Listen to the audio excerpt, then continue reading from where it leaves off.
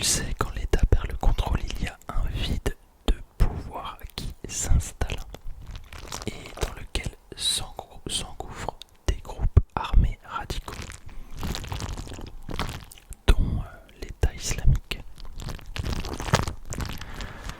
Et contrairement à au régime de Bachar al-Assad, qui impose un système autoritaire mais laïque, l'État islamique prône un État fondé sur une interprétation extrême de l'islam, gouverné par la charia.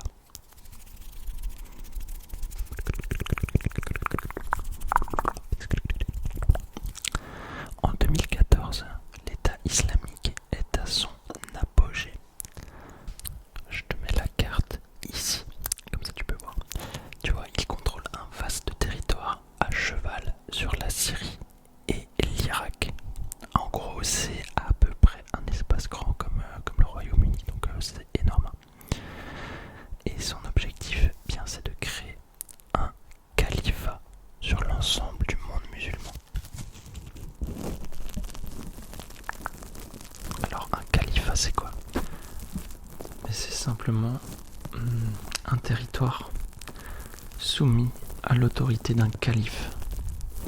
C'est un genre de dirigeant musulman. De dirigeants musulmans.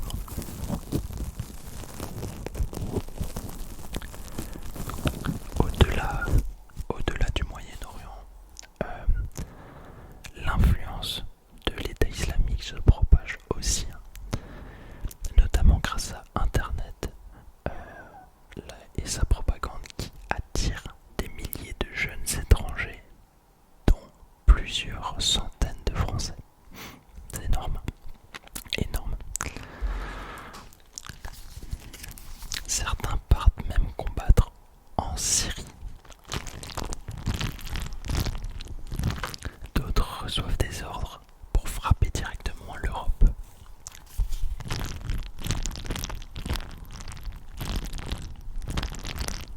Quand je dis ils vont se battre en Syrie, ils vont combattre en Syrie, c'est face aux autres régimes qui veulent imposer c'est face au régime de Bachar al-Assad notamment qui veut imposer son régime autoritaire mais laïque, encore une fois.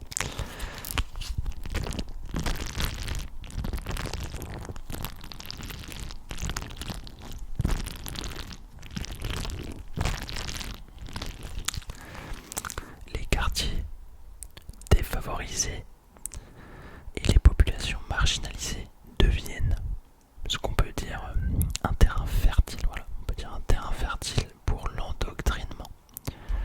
Là, les mots sont plus justes, je trouve, un terrain fertile.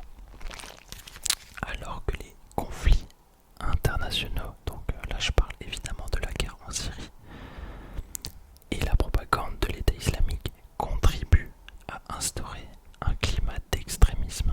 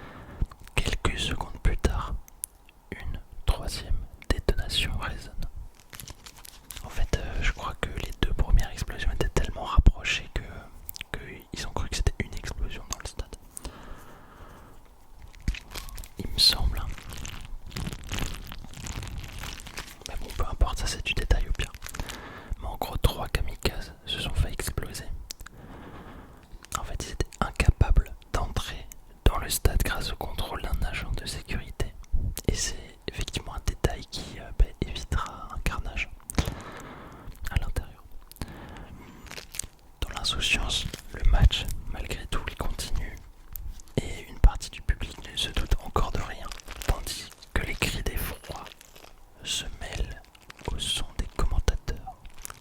Alors je sais pas s'ils ont arrêté tout de suite le match ou pas. Ça je peux pas vous dire, mais ça aussi c'est du détail, donc c'est pas très important pour vos cours ou quoi. Ou pour votre culture G, c'est pas important, mais en tout cas, ouais, ça ce qui est sûr, c'est qu'il y a il y a une grande partie du public qui est restée un petit peu insouciante. Voilà. Les forces de l'ordre, eux, elles ont évacué le président en discrétion, toute discrétion. Pendant ce temps, dans le 10e et le 11e arrondissement de Paris, la vie, elle suit son cours.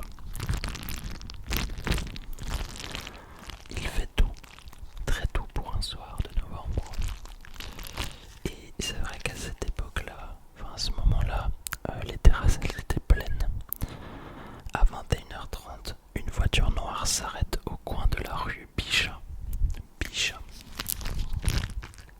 Et 3 hommes en sortent, Kalachnikov à la main. Ils ouvrent le feu dans la foule.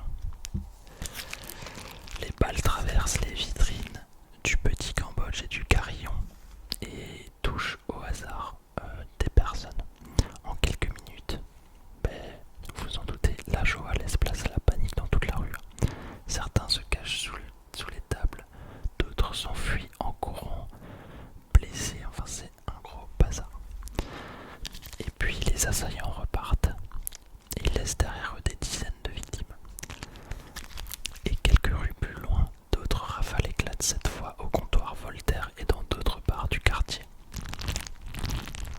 Donc c'était des attaques coordonnées, hein. Tu l'auras compris.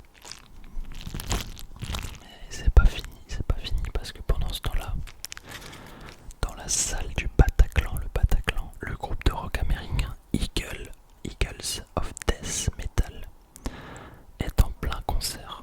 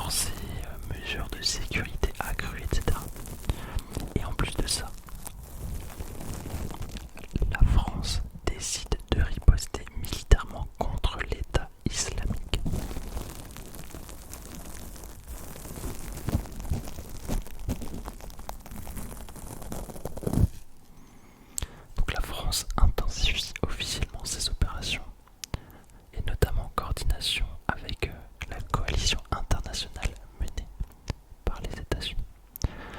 Bon, on passe maintenant au quiz et on va voir si t'as bien retenu un quiz en inaudible. Bon, je vais que parler des points clés. Alors, première question, on va faire un peu de questions ouvertes. Quelle situation en Syrie a favorisé l'émergence de l'État islamique? Alors, pour info, il n'y a pas qu'en Syrie qu'il y a eu l'État islamique, attention, tu retiens ça, j'espère. Allez, quelle situation en Syrie a favorisé l'émergence de l'État islamique?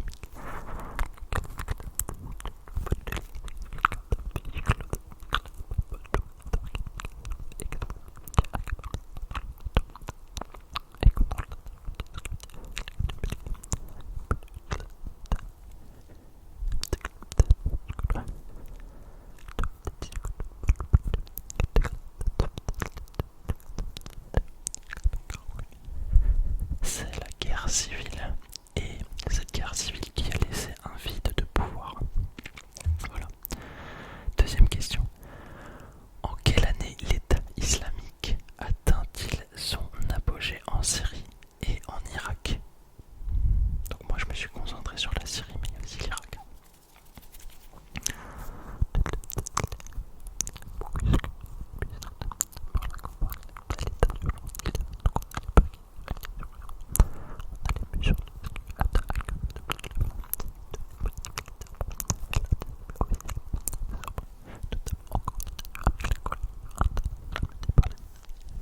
C'était en 2014 que l'État islamique atteint son apogée. Donc en gros une année avant les attaques. Question 3. Quel était l'objectif de l'État islamique à cette époque dans la région d'Irak et de Syrie?